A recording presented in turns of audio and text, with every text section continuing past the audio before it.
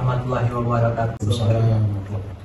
Selamat sore Bapak Kori Agustian, Sarjana Agama, Magister Agama, selaku Kepala Pengadilan Agama Kayu Agung. Sebelumnya Pak, kami mengucapkan banyak terima kasih kepada Bapak karena telah berkenan meluangkan waktu Bapak di tengah kesibukan saat ini untuk membantu memenuhi tugas mata kuliah kepemimpinan yang diampu oleh Bapak Rahmat Rafizat, SIP MAP. Sebelum masuk ke sesi wawancara dan untuk lebih mengenal satu sama lain, perkenalkan Pak, kami mahasiswa dari Universitas Sriwijaya, jurusan Ilmu Administrasi Publik tahun 2022 dengan saya sendiri, R. Abdul Aziz Hidayatullah dengan NIM 0701227179 dan rekan-rekan saya Nasya Fitri Adelia dengan NIM 07011282227173.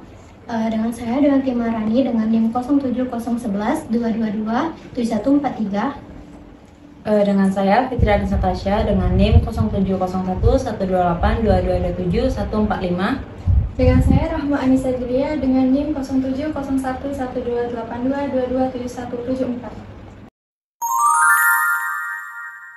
Sebelum masuk ke topik utama mengenai kepemimpinan, boleh nih kita sharing-sharing sedikit. Gimana sih kesibukan dan apa aja rutinitas Bapak selain menjadi Kepala Pengadilan Agama? Ya, rutinitas saya sebagai bukan kepala, saya ketua dari pengadilan, ketua Pengadilan Agama Kayu Agung.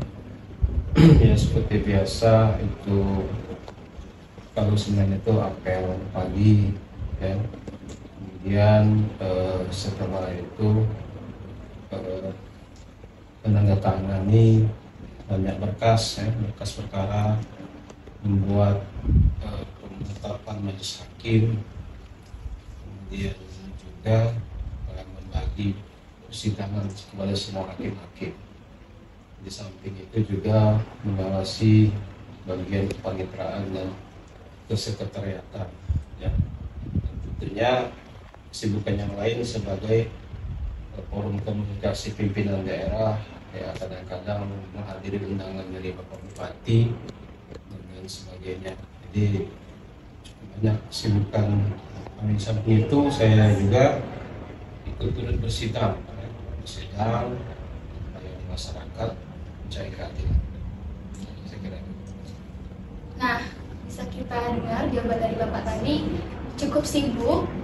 Selanjutnya, apa sih yang Bapak lakukan untuk menghindari stres di kala kesibukan Bapak? Untuk menghindari stres, ya itu ya kadang-kadang ya kita itu bukan hanya sidang saja, tentu kadang-kadang juga dengan pegawai itu kadang-kadang juga bercanda gitu kan, artinya tidak terlalu stres dalam bekerja, memberikan motivasi. Ya, kemudian juga kadang mendengarkan lagu juga sekali kan supaya nggak stres kan, jadi tidak perlu mesti pekerjaan terus. Jadi apa nih Pak favoritnya? Kalau saya semuanya senang, ada pop, dangdut, ya lagu barat juga senang. Udah boleh teman-teman kalau mau nanya lagi sebelum kita masuk ke topik utama. mungkin sebelumnya Pak, izinkan saya bertanya nih untuk terkait Pengadilan Agama di Kayu Agung. Menurut persepsi masyarakat kan Pak, kantor ataupun pengadilan agama itu tempatnya untuk menyelesaikan perkara perceraian Pak. Itu saya ambil berdasarkan stigma-stigma masyarakat di tempat saya tinggal Pak. Apakah benar Pak, hanya pengadilan agama itu hanya mengurus perkara perceraian saja Pak? Ya sebetulnya pengadilan agama itu tidak hanya mengurus perkara perceraian, cuma stigma di masyarakat cuma tahunya cerai saja. Kalau kita melihat pasal 49 Undang-Undang Nomor 789 tentang peradilan agama, Junto Undang-Undang 36 tahun 2006, Junto Undang-Undang Nomor 50 tahun 2009, bahwa pengadilan agama itu berwenang memeriksa dan mengadili perkara di bidang perkawinan. Bidang perkawinan banyak, ya antara lain cerai talak, cerai gugat, kemudian juga wali adol, kemudian juga ada isbat nikah, kemudian juga dispensasi kawin, dan lain-lain banyak. Samping itu juga perkara ekonomi syariah. Kalau ada sengketa ekonomi syariah dengan bank-bank syariah itu diajukan di pengadilan agama. Jadi cukup banyak sebetulnya kalau dibaca di undang-undang itu. Ya. Ilmu baru ya buat kita. Ibu baru buat kami nih Pak, karena mengingat Pak ya, kami kan juga dari masyarakat. Nah, untuk kan kami juga dari masyarakat, demi untuk masyarakat juga nantinya Pak. Nah, dari sini kami mendapat nih Pak pengetahuan baru tentang apa saja sih yang dilakukan oleh pengadilan agama. Dan di sini kami mendapat nih Pak bahwa pengadilan agama nih tidak hanya mengurus perceraian saja di pengadilan agama tersebut Pak ya. Iya. Banyak ya. Iya. Mungkin langsung saja kita langsung masuk ke pertanyaan-pertanyaan mengenai kepemimpinan. Boleh dimulai dari Aji sendiri. Ya, baiklah, terima kasih Mas Wah. Bagaimana sih Pak cara Bapak itu sebagai Ketua Pengadilan Agama Kayu Agung itu bisa memotivasi nih Pak dan menginspirasi timnya agar tetap optimis untuk menjalankan tugasnya dan mencapai targetnya Pak setiap bulan Pak? Jadi saya cerita sedikit ya. Kalau sebetulnya saya ini menjadi ketua pengadilan itu sudah 3 kali. Pertama dulu di Jambi di Sarawangun, kemudian di Sekayu, dan sekarang ini di Kayu Agung. Artinya untuk memotivasi pegawai saya dalam bekerja, ya pertama-tama pada waktu pembinaan seperti waktu apel, ya. Kemudian pada waktu rapat dan lain sebagainya itu kita beri motivasi terus. Kemudian sebagai ketua tentu kita menjadi role model bagi pegawai dan selalu memberikan yang terbaik bagi institusi kita, bagi tim kita, ya, dengan memberikan pengalaman-pengalaman saya dulu beberapa pengadilan bekerja, bagaimana memotivasi mereka supaya berdisiplin, semangat, ya, tidak pantang menyerah, selalu menyelesaikan tugas-tugas mereka secara cepat, ya. Jadi kalau ada masalah itu tentu dibicarakan dengan kita, dengan pimpinan, ya. Jadi semuanya kita selesaikan sehingga tidak mempengaruhi kinerja mereka, dan kinerja mereka semakin lebih baik lagi tentunya. Di samping itu tentu sebagai ketua, ya, saya selalu mengawasi juga pekerjaan mereka, mengevaluasi, memberikan solusi kalau ada permasalahan. Mungkin yang dapat saya ambil dari perkataan Bapak adalah Bapak itu sudah menjabat selama 3 kali Pak ya. Yang pertama itu ada, kalau tidak salah itu saya ada di Jambi, Ya, yang kedua tadi itu ada di Sekayu Pak ya, dan yang terakhir ini ada di Kayu Agung. Ya. Nah tentunya mungkin 3 prestasi Bapak tersebut itu mungkin bisa membantu Bapak untuk memotivasi dan menginspirasi timnya Pak agar mencapai target ataupun membantu timnya Pak untuk lebih giat lagi Pak ya. Ya. Karena berdasarkan dari 3 prestasi Bapak tersebut, jadi Bapak bisa menghandle-nya Pak ya. Ya, mungkin untuk pertanyaan selanjutnya Pak, izinkan saya bertanya, bagaimana sih Pak cara Bapak sebagai Ketua Pengadilan Agama Kayu Agung menumbuhkan budaya unggul dan perbaikan berkelanjutan di lingkungan pengadilan Pak?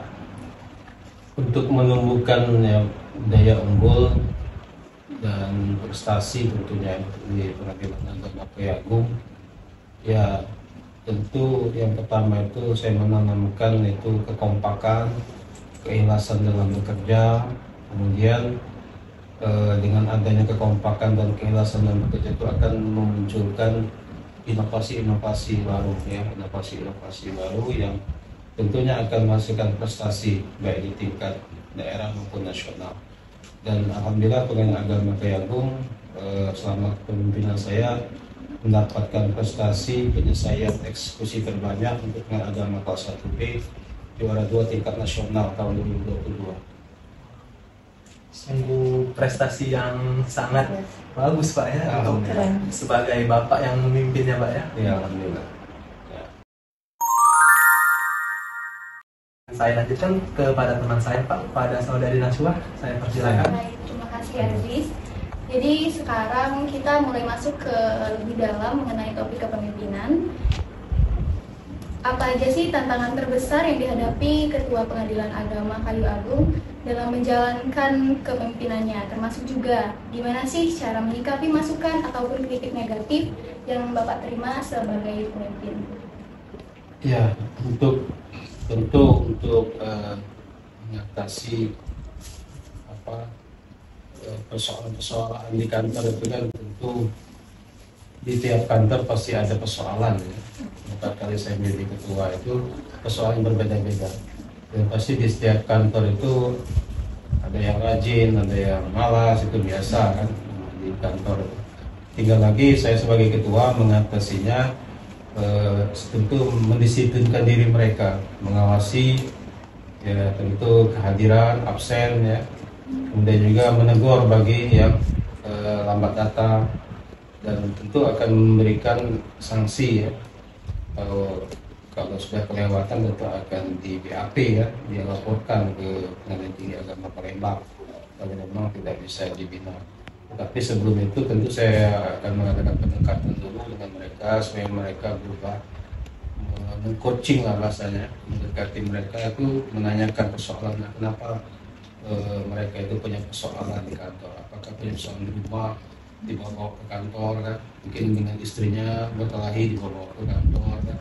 Nah itu kita coaching namanya, kita coaching dan pendekatan, kemudian kita carikan solusinya gimana, kenapa ada persoalan. Kemudian kalau ada konflik umpamanya dengan sama-sama teman itu, ya tentu kedua-duanya kita akan selesaikan, kita panggil supaya jangan menyebar ke yang lain, jadi virus yang tidak baik kepada yang lain ya. Kemudian untuk mengatasi konflik itu ya tentu sebagai pimpinan ini kita tidak bosan terus ya, untuk mengajak mereka itu berbuat baik ya, menanamkan nilai-nilai ya, nilai keagamaan ya, nilai-nilai kebaikan pada mereka supaya mereka selalu berbuat baik, tidak berhenti berbuat baik untuk kemajuan dari agama KAI Agung ya. Saya kira itu. Wah, dalam menyikapi hal tersebut yang mungkin insya Allah sudah efektif dan efisien ya Pak. Nah, masih membahas mengenai kendala dalam kepemimpinan Bapak, gimana sih cara Bapak menyeimbangkan tuntutan peran dengan kehidupan pribadi dan kehidupan di dunia kerja, misalnya saat terjadi konflik atau perselisihan dan problem serupa Pak? Ya tentu kita harus bisa memilah persoalan pribadi ya. Jadi dengan pegawai itu saya tidak boleh like dislike, artinya suka tidak suka ya, tidak boleh membeda-bedakan antara pegawai satu dengan pegawai yang lain, harus sama. Kalau satu dikasih reward, yang lainnya dikasih sanksi, itu seimbang. Tidak boleh kita membeda-bedakan semua pegawai, meskipun mungkin pegawai kita itu ada hubungan keluarga, jadi tidak boleh kita beda-bedakan hal seperti itu. Dan jadi itu harus membedakan urusan pribadi dengan urusan kantor. Dan tentunya itu kalau kita bisa bina ya tentu akan dibina terus. Tapi ya kalau tidak bisa lagi dibina, apa boleh buat, istilahnya itu ya, kita mempunyai prosedur undang-undang kedisiplinan ya, tentang pengawasan. Sudah ada permanya peraturan Mahkamah Agung ya, nomor 789 2017 ya. Jadi itu yang kita jadikan pegangan. Jadi sesuai dengan aturan lah, bekerja sesuai dengan aturan yang ada ya. Tapi tidak artinya kita tidak diktator dalam memimpin, tidak boleh diktator ya.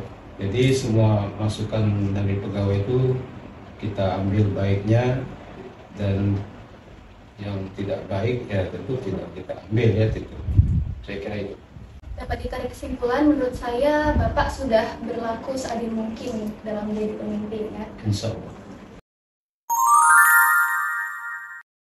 Nah, selanjutnya mungkin akan dibahas mengenai tipe kepemimpinan oleh teman saya, Dewanti. Pada Dewanti saya diserahkan. Oke nih Pak, tadi kan udah ditanya sama teman saya Nashwa kalau cara Bapak untuk mengatasi konflik yang terjadi di lingkungan kerja. Nah, misalnya pastikan setiap pemimpin itu mempunyai tipe kepemimpinannya. Nah, dari Bapak sendiri gimana sih Bapak menyelesaikan konflik tapi dengan tipe kepemimpinan kepemimpinan yang Bapak jalani? Ya, kalau tipe kepemimpinan saya itu orangnya open management, ya, manajemen terbuka. Artinya semua masukan dari bottom up ke top down, bukan top down ke dari bawah. Jadi masukan-masukan itu saya tampung, mana yang baik itu ya kita ikuti, kita laksanakan ya. Artinya saya memimpin itu tidak istilahnya katakanlah diktator lah ya, diktatornya maunya kebetulan saya sendiri, tidak, semuanya dimusyawarahkan semua dengan pimpinan yang lain, dengan seluruh pegawai. Jadi ada ide-ide baik kita tampung, ada inovasi-inovasi bagus kita tampung, kita laksanakan. Yang penting tujuannya baik, kemajuan PAK itu untuk pelayanan masyarakat. Oke, berarti Bapak ini tipe kepemimpinannya itu yang menerima masukan dari bawah, jadi dilakukan musyawarah untuk membahas supaya pengadilan kayu agung itu lebih baik lagi. Ya, nah Pak, ini kan pasti kalau di dunia kerja itu pasti ada hal-hal negatif. Nah gimana sih supaya Bapak itu menjadikan tempat pengadilan kayu agung tadi itu menjadi tempat yang tetap positif dan produktif? Ya, contohnya Pak, hal negatif. Misal mungkin ada konflik tadi nih, supaya konflik itu tuh nggak membawa hal negatif, solusi apa sih yang Bapak pakai atau strategi apa biar tetap menjadi positif? Ya, kalau ada persoalan di antara pegawai, ya tentu sebagai pimpinan itu kan terakhir saya menyelesaikan. Karena setiap kayak di kepaniteraan itu kan ada pimpinan langsungnya panitra namanya. Kalau di sekretariat ada sekretaris, itu yang menyelesaikan dulu. Kalau tidak selesai di situ baru di wakil ketua. Setelah tidak selesai di wakil ketua baru kembali ke saya sebagai pimpinan tertinggi, sebagai ketua. Nah, kalau ya solusi saya tentu ya akan memanggil kedua belah pihak yang berkonflik itu, ditanya akar masalahnya apa. Yang tidak boleh kita menyalahkan langsung, menjustifikasi menyalahkan langsung, tapi kita lihat akar masalahnya apa, kita carikan solusi terbaiknya sehingga persoalan itu tidak menjadi besar. Konflik itu kan tentu akan mengganggu kinerja bagi pegawai. Kalau tiap hari kerjanya ribut terus kan, bala terus, karena mau kerja lagi kalau ribut terus ya. Nah, jadi jangan sampai mempengaruhi yang lain, tentu ya kita selesaikan. Dan kalau persoalannya itu persoalan sepele, tapi kalau persoalannya besar, ya seperti umpamanya pungli atau apa kan, asusila, tentu itu akan kita buat berita acara BAP yang akan dilaporkan ke pimpinan saya di provinsi di PTA Palembang. Jadi selagi itu masalah kecil itu saya selesaikan soal. Oke, bisa ditarik kesimpulan bahwa strategi Bapak kalau misalnya di ruang di lingkup kerjanya itu ada masalah antar tim, berarti nggak langsung ke Bapak dulu, melalui bawahan Bapak dulu. Langsung. Jadi kalau memang nggak bisa diselesaikan baru Bapak yang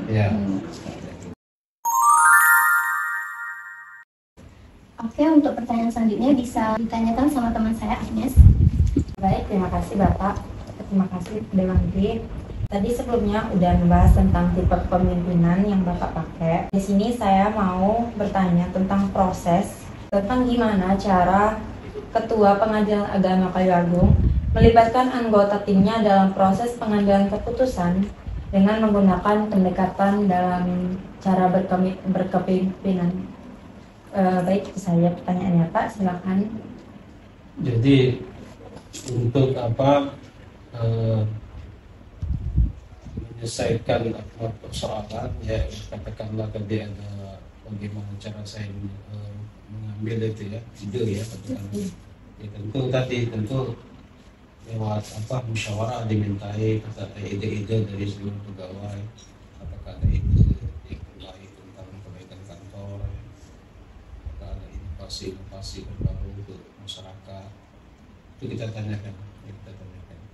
Dan kadang-kadang rapat kami itu tidak hanya bertemu secara langsung, tapi kadang-kadang via Zoom juga untuk efektivitas supaya bisa bekerja yang lain. Kita juga kadang-kadang waktu Zoom rapat menggunakan teknologi juga. Dan di dunia agama itu juga sudah banyak aplikasi-aplikasi, inovasi-inovasi untuk masyarakat. Mulai nanti berkunjung langsung pengadilan agama biar tahu, biar puas ya, melihat bagaimana pelayanan di pengadilan agama Kayagung itu, apa aplikasinya ya. Kalau inovasi di Kayagung itu yang elektroniknya juga banyak ya, pengadilan secara elektronik. Namanya kalau mau mendaftar itu bisa melalui email, tidak perlu datang ke pengadilan agama Kayagung ya. Bagi pengguna terdaftar dan pengguna lain, kalau pengguna terdaftar itu pengacara, kalau pengguna lain itu bisa masyarakat, kita buatkan emailnya, nanti ketika sidang dipanggil melalui email. Jadi nanti itu lebih cepat, apalagi nanti kalau sidangnya secara litigasi kita tawarkan, kalau kedudukannya ada sidang pertama, sidang secara litigasi, artinya persidangan itu bisa kita jadwalkan nanti untuk jawaban replik-duplik itu cukup dikirim melalui email, nanti pada waktu pembuktian baru hadir menghadirkan saksi dan alat bukti. Setelah itu lagi kalau perlu pemeriksaan sempat kita sidang langsung ke lapangan, ke objek. Contoh umpamanya perkara gugatan harta besar, perkara waris, itu kan harus kita tinjau langsung objeknya ya, seperti rumah, tanah, mobil, segala macam langsung kita tinjau. Jadi kesimpulannya nanti dikirim lagi melalui email. Begitu juga dengan pembacaan putusannya juga melalui email. Jadi banyak inovasi-inovasi alhamdulillah di PLK itu bisa dimanfaatkan. Ada SMS gateway juga bisa mau menanyakan kata cerai ya.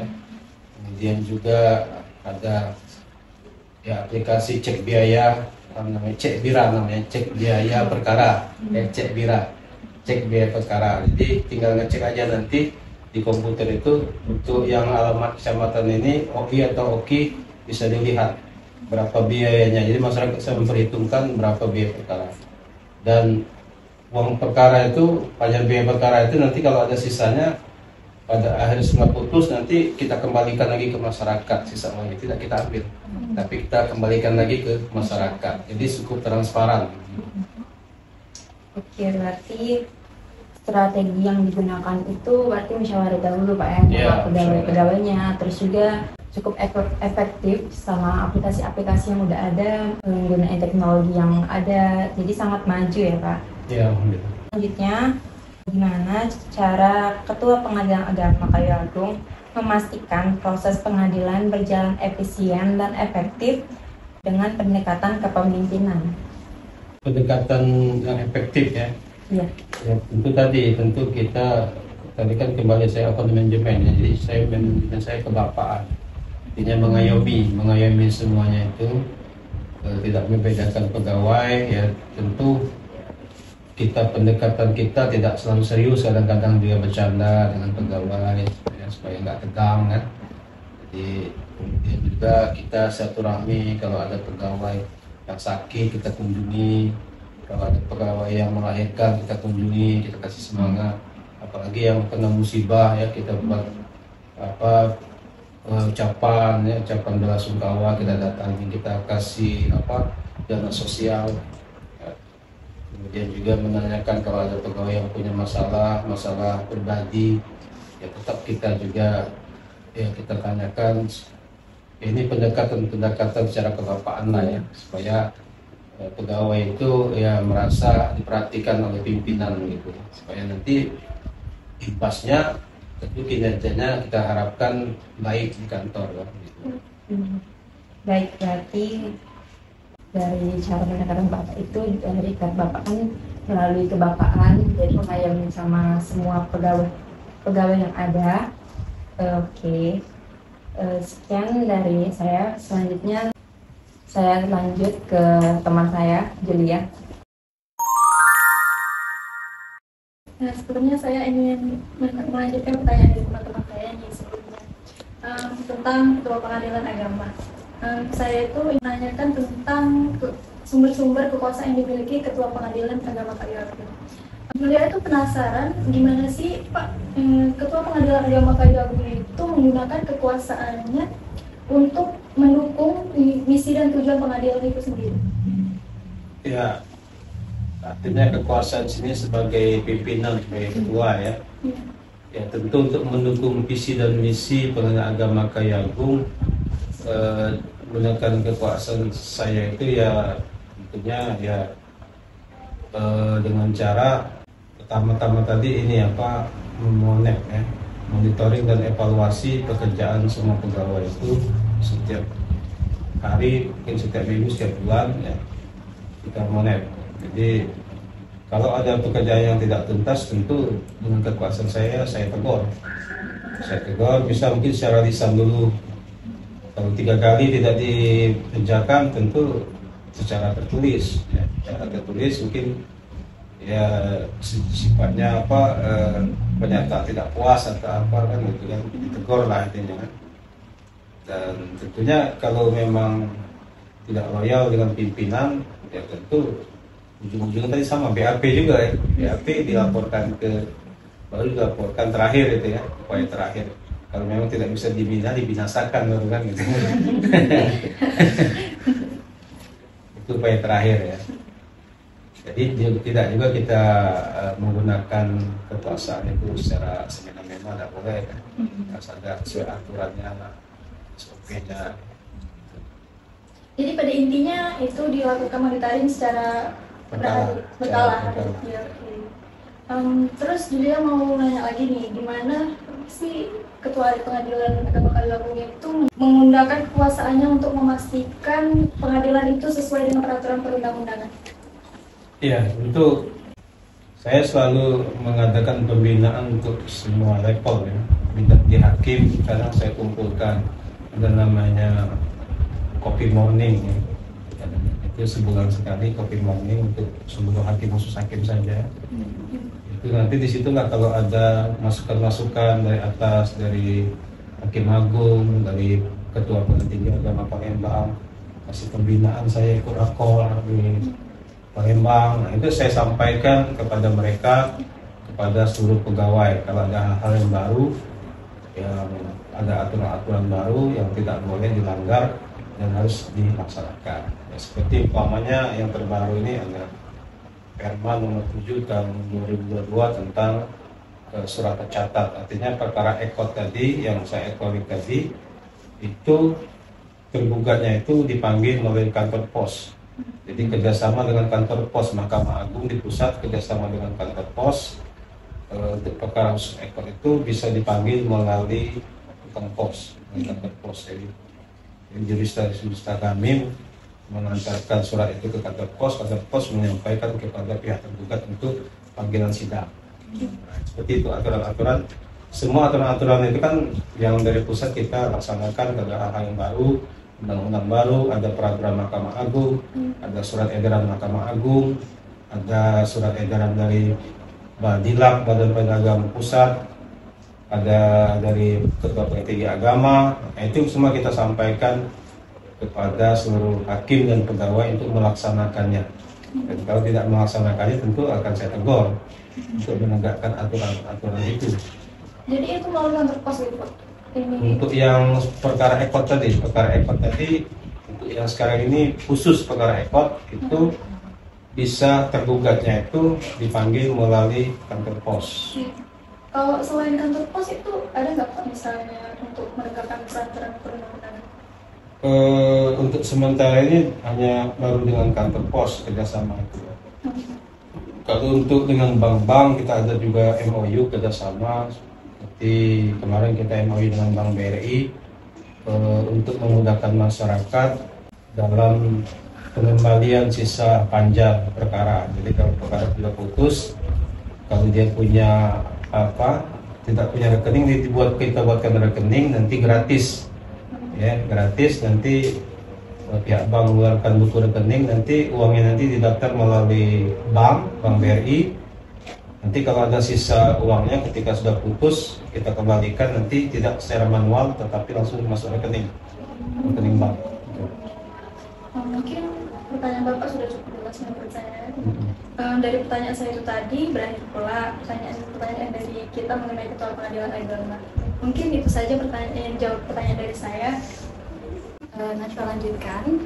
Itulah tadi pertanyaan-pertanyaan yang telah saya dan teman-teman saya tanyakan kepada Bapak dalam wawancara tadi.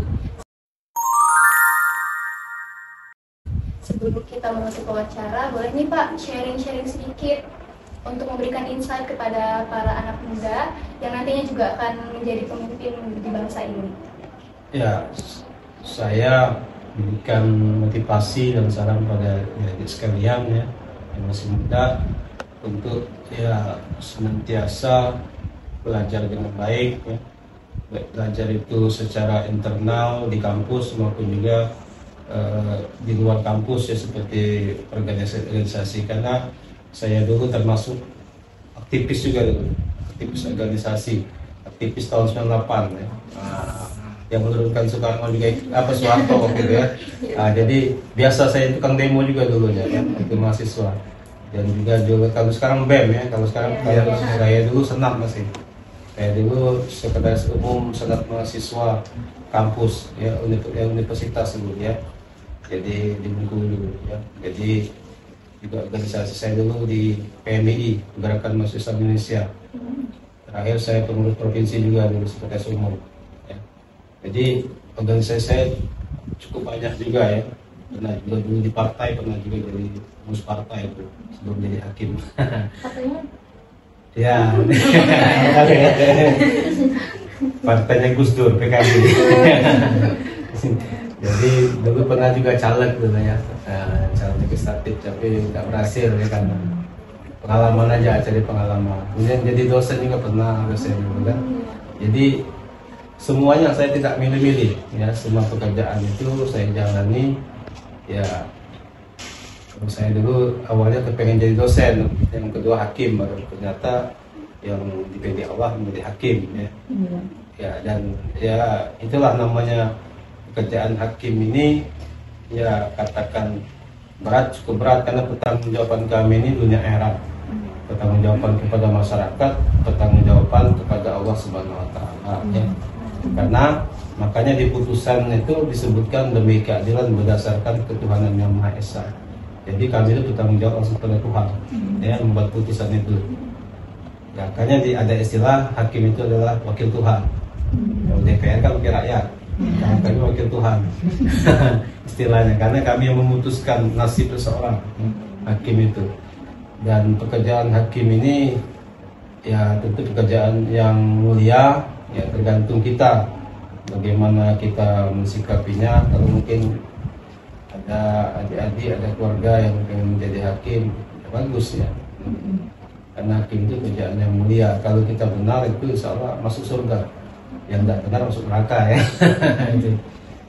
Jadi hakim itu tangan kaki kanan, kata Nabi, kaki kanan di surga, kaki kiri di neraka.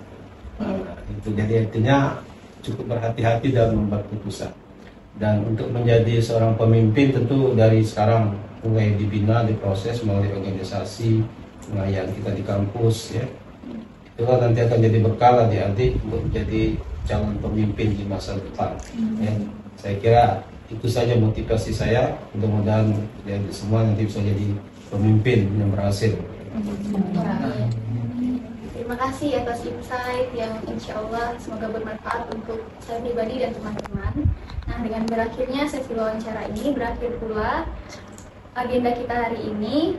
Kami ucapkan terima kasih dan mohon maaf Pak atas segala kekurangan yang mungkin masih kami alami saat ini. Sama-sama. Baiklah, langsung saja kita tutup dengan mengucapkan wassalamualaikum warahmatullahi wabarakatuh. Waalaikumsalam warahmatullahi wabarakatuh. Kami dari kelompok 1 mengucapkan terima kasih kepada Bapak Qori, Sarjana Agama, Magister Agama, karena telah bersedia untuk diinterview oleh kami. Akhir kata, kami ucapkan Wassalamualaikum warahmatullahi wabarakatuh. Dadah.